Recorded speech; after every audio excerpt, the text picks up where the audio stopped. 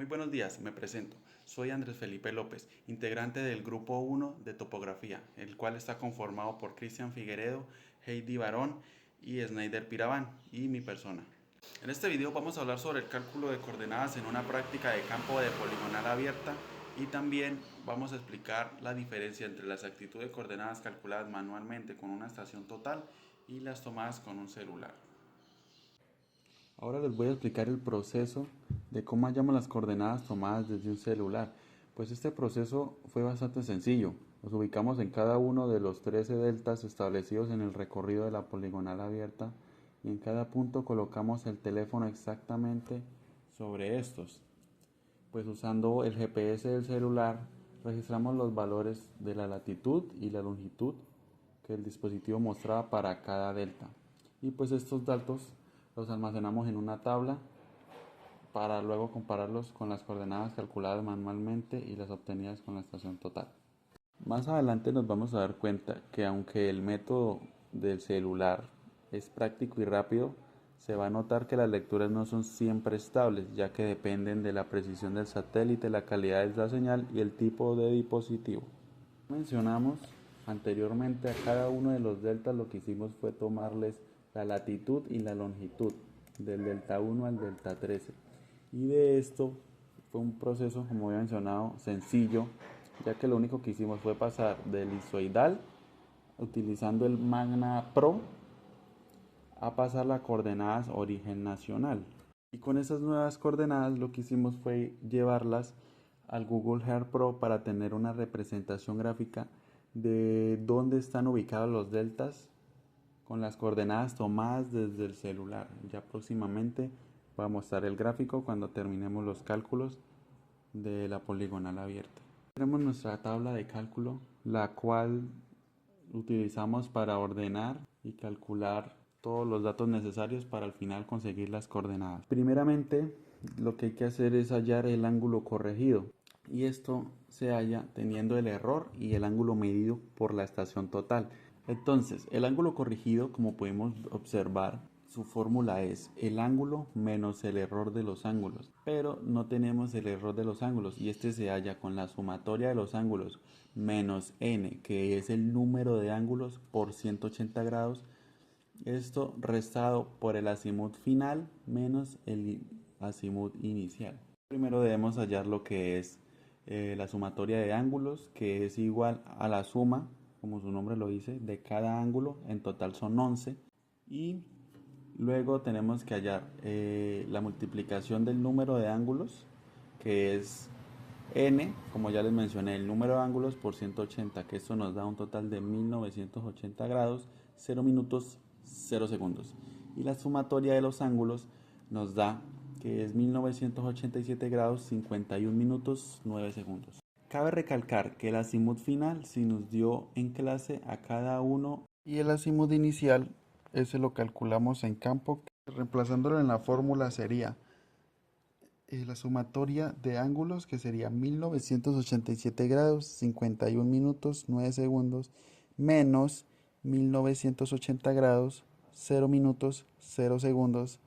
Todo esto menos el azimut final, que es 269 grados, 4 minutos y 0 segundos, menos el azimut inicial, que es 261 grados, 12 minutos, 59 segundos. Que esto nos da como resultado 0 grados, 0 minutos y 8 segundos. Esto nos da como resultado el error de ángulos, pero hay que distribuirlo en los ángulos para obtener nuestro ángulo corregido.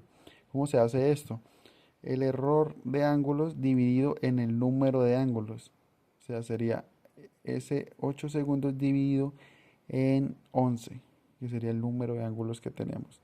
Esto nos da como resultado que es 0 grados, 0 minutos y 0.73 segundos. Ahora, el siguiente paso es, ya hallado el error, lo que debemos hacer es hallar el ángulo corregido, reemplazándolo en su fórmula. Entonces, ¿cómo es esto? Agarramos el ángulo medido y como el error nos dio positivo, lo que hay que hacer es restarlo. Entonces, 102 grados, 51 minutos y 30 segundos, menos 0 grados, 0 minutos y 0,73 segundos nos da que el ángulo corregido del delta 2 es de 102 grados, 51 minutos y 29,27 segundos. Y debe hacerse sucesivamente con todos los ángulos hasta completar los ángulos corregidos para utilizarlos en la siguiente fórmula. Los ángulos corregidos podemos calcular el azimut siguiente, que esto nos va a servir para hallar las coordenadas. Entonces, sabemos que el azimut siguiente es igual al azimut anterior más el ángulo siguiente. Entonces, tenemos que nuestro azimut inicial es 261 grados, 12 minutos y 59 segundos. Debemos sumarlo al ángulo corregido, que es con los que vamos a trabajar ahora, que nuestro ángulo siguiente es de 102 grados, 51 minutos y 29,27 segundos.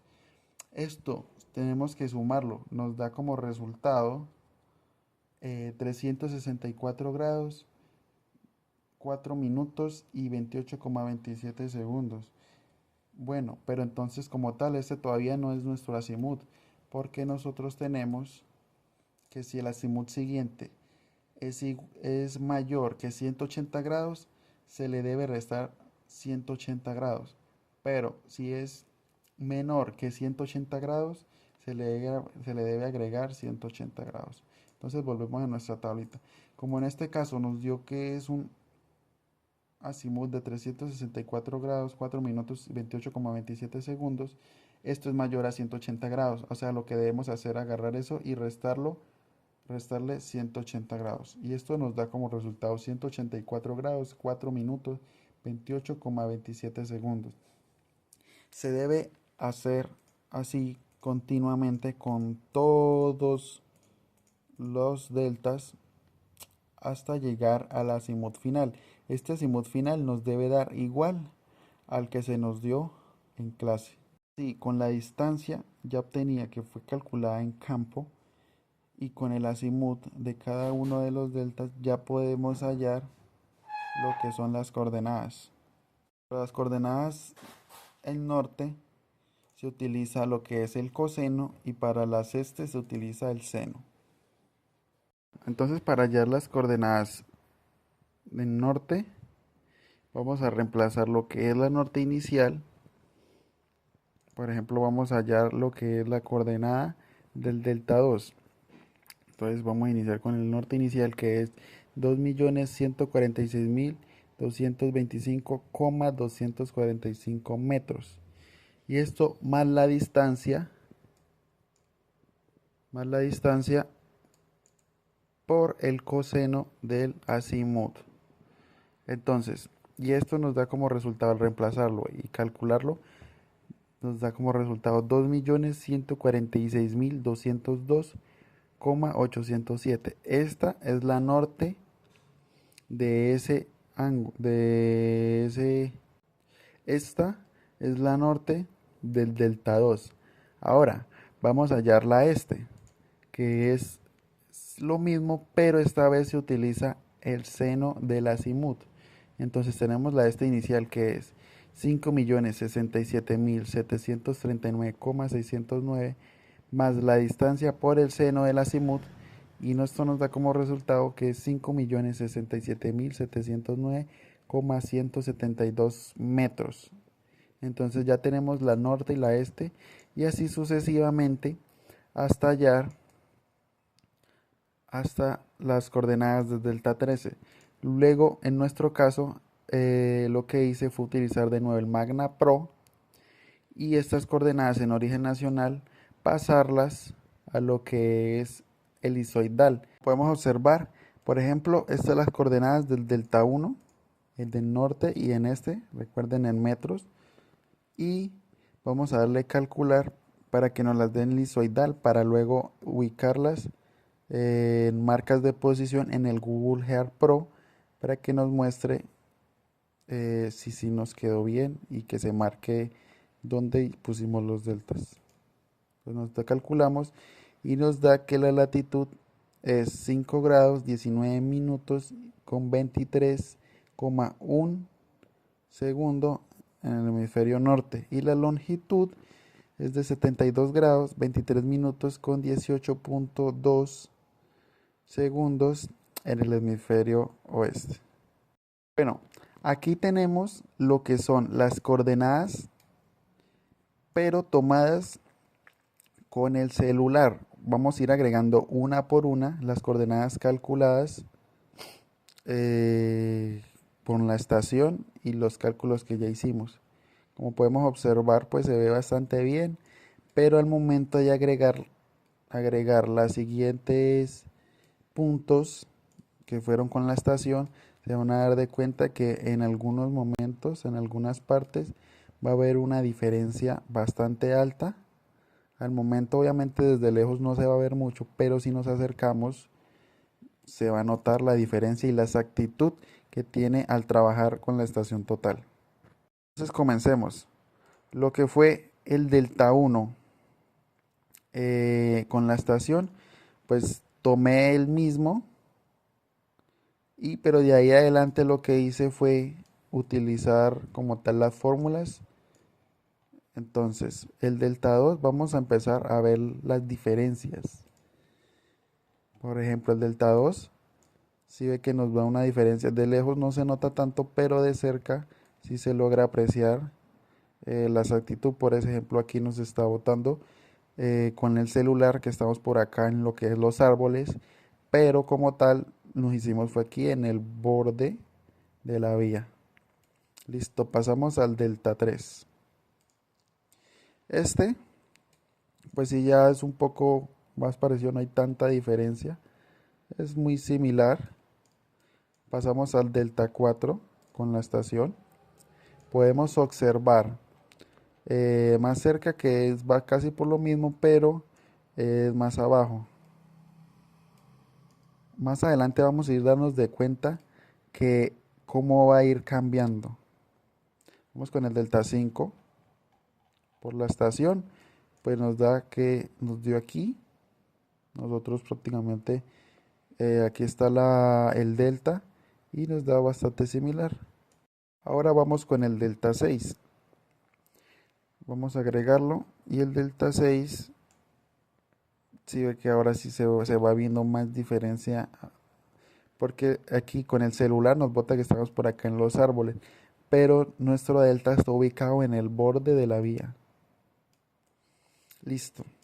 Continuamos con el delta 7. Aquí lo que hicimos fue hacer un cambio de cera para poder mejor tomar las medidas. Entonces ubicamos el delta 7 en la estación y se puede observar que hay un cambio, no mucho, no hay mucha diferencia, pero siempre más exacta lo que es la estación. Acá sí se viene un cambio bastante alto.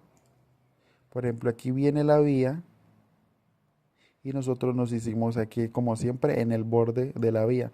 Y con el celular nos está marcando que estamos por acá, lo que es en los árboles, lo que es aquí en la naturaleza, podría decirse. Y obviamente se nota ahí la exactitud de lo que es la estación. Pasamos a lo que es el delta 9. Pasa lo mismo que en el delta 8, nos marca que estamos por acá en los árboles, pero no, estamos ubicados, el delta está ubicado lo que es en el borde de la vía. Continuamos con el delta 10 y aquí también hay un cambio bastante porque nos supuestamente con el celular las coordenadas nos dan que estamos prácticamente en la mitad de lo que es la vía, pero pues como lo he mencionado antes, nosotros nos ubicamos lo que es al borde de la vía. Pasamos con el delta 11 y casi igual, por ejemplo aquí está el borde de la vía y aquí es donde nos ubicamos y bueno, nos marca que estamos más dentro de la vía con lo que es el celular. Ahora vamos con el delta 12. Acá nos marca que estamos lo que es ubicados en la parte izquierda de la vía, pero no, nosotros nos basamos para parte derecha de la vía, que fue en este borde. Entonces aquí se logra obtener o evidenciar que pues la estación tiene mayor exactitud, como en todos los puntos.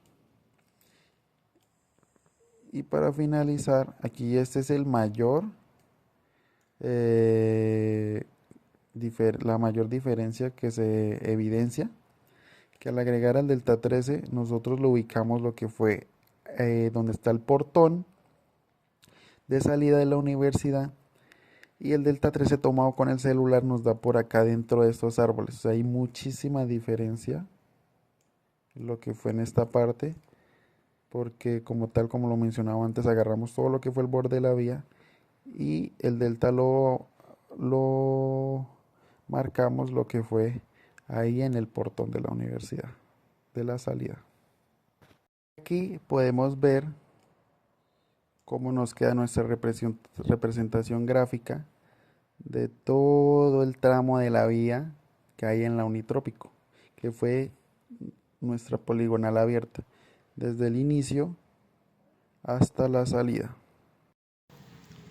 Listo. Como pudimos observar anteriormente en la gráfica, lo que fue el Google Earth, pues al comparar estos resultados, las coordenadas tomadas directamente desde un celular con GPS, la diferencia fue evidente, ya que las medidas obtenidas con la estación total y calculadas manualmente, pues presentaron una mayor exactitud, con errores mínimos de pocos milímetros o centímetros, mientras que las coordenadas, lo que fue del celular, mostraron variaciones notables, llegando incluso a desviaciones de varios metros.